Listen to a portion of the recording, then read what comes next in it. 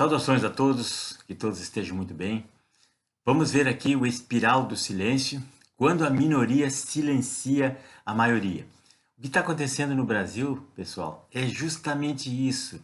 Eles estão usando essa técnica de espiral do silêncio, misturada com outras técnicas nazistas, fascistas, comunistas, para enganar a população, para manipular o povo, para silenciar as pessoas, para fazer com que as pessoas adiram às ideias que eles estão propagando.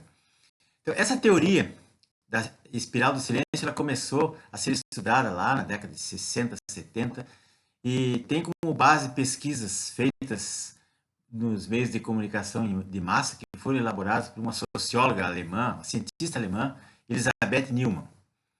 Segundo Neumann, o resultado de um processo de espiral que incita os indivíduos a perceber a mudança de opinião e a segui-las, até uma opinião se estabelecer como uma atitude prevalente, uma atitude prevalecente, digamos assim, enquanto outras opiniões são rejeitadas ou até evitadas por todos. A exceção daquelas pessoas de espírito duro, assim, tipo Alan dos Santos, que são uns heróis, que eles têm outra visão de mundo e eles não aceitam goela abaixo qualquer opinião, qualquer manipulação. Então, nessa teoria, o importante são as opiniões dominantes, as opiniões que todo mundo segue. Essas que têm uma tendência de repetir nos meios. A opinião individual passa por um processo do crivo seletivo e ganha força. Então, uma opinião não tem importância enquanto não passar pelo crivo da maioria. Sobre essa teoria, é importante lembrar que existe um aprisionamento, um descarte do indivíduo no silêncio, quando estes têm opiniões diferentes dos vinculados pela mídia, que manipula a massa. Então, a maioria barulhenta,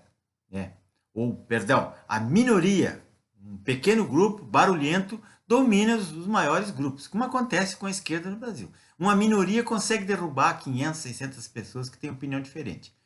Então, no momento em que a opinião individual é diferente da maioria ou do pensamento coletivo de um grupo, pode ocorrer uma reação de isolamento social do indivíduo. Ah, esse aí pensa diferente, não. E a pessoa é isolada e todas as pessoas alteram a sua forma de pensar. Todas as pessoas que pensam diferente, elas são silenciadas. Tapam a boca, ela não pode mais falar e pronto. Ela é cancelada, como dizem agora, são ignoradas e pronto. E você... se você é conservador ou é amigo de um conservador, ou se você vota em fulano ou beltrano, você é silenciado. Não, esse aí não é do nosso grupo, esse aí... E as pessoas, como querem ser aceitas nos grupos, é uma tendência humana isso, elas às vezes ficam quietas para não ter que serem descartadas. E, por exemplo, alguns preconceitos que as pessoas têm, seja racial, sexual, físico, sei lá, eles existem de forma camuflada na sociedade. As pessoas às vezes não dizem os preconceitos que têm. Se eu falar que eu não gosto de um drogado, não gosto disso, não gosto daquilo, pronto. Aí eu sou taxado de negacionista, eu sou taxado de preconceituoso e sou isolado de um grupo. A mesma mídia, essa imprensa que diz publicar o que é opinião pública, é aquela que fica indiferente quando a população mais precisa dela ou precisa da opinião pública.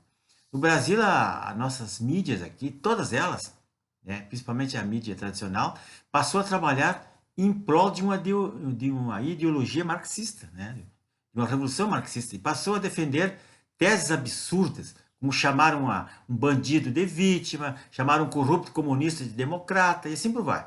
Eles dão uma nomenclatura e obrigam as pessoas a aceitar aquilo.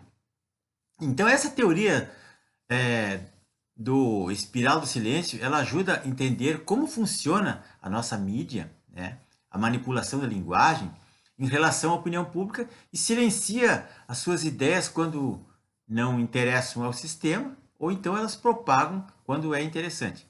Então, é o caso das pesquisas essas aí manipuladas. Elas forçam as pessoas a acreditar naquele absurdo, que aquele sujeito lá, que nem na rua sai, tem 75%, 150% de preferência. E aí vão forçando as pessoas a acreditar naquilo, e repetindo, as pessoas acabam acreditando. Essa Newman dizia que para entender melhor como funciona a espiral do silêncio, é preciso conhecer 3 mecanismos. Mas isso é ela falando. Depois eles juntam os mecanismos nazistas, soviéticos, comunistas e outros, e aí se amplia esse leque de mecanismos, né, da teoria. Mas pelas quais essa teoria é influenciada.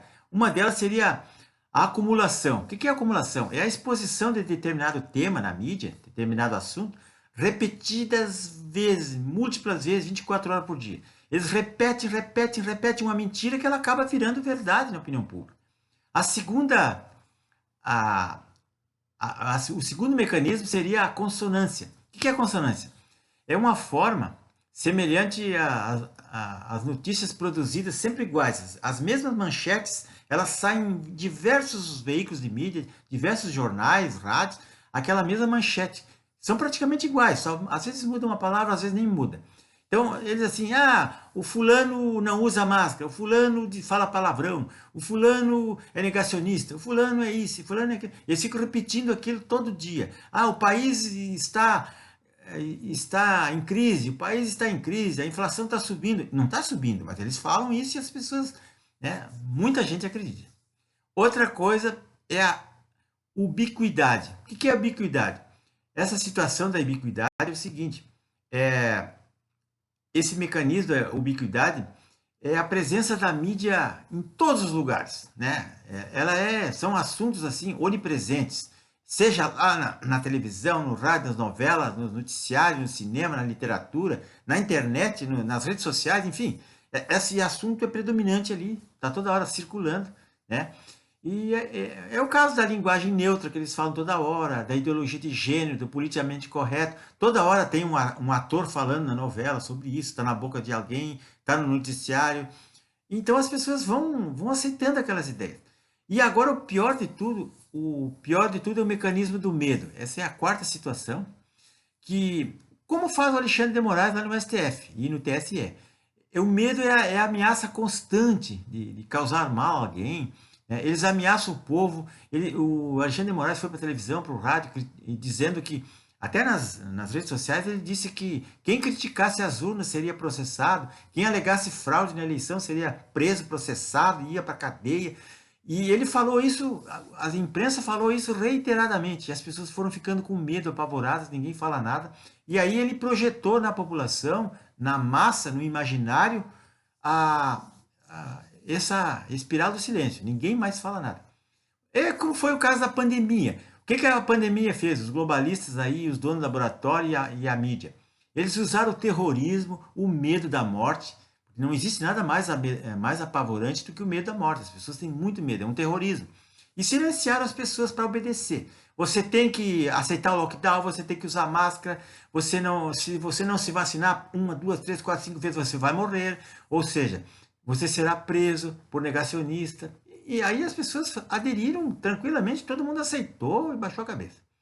Meus amigos, é mais ou menos isso. É um assunto muito longo. Tem esse livro aqui que eu vou deixar na descrição para quem quiser ler ou comprar, né? A Espiral do Silêncio, da doutora Elizabeth Newman, né? Cientista política e escritora, jornalista.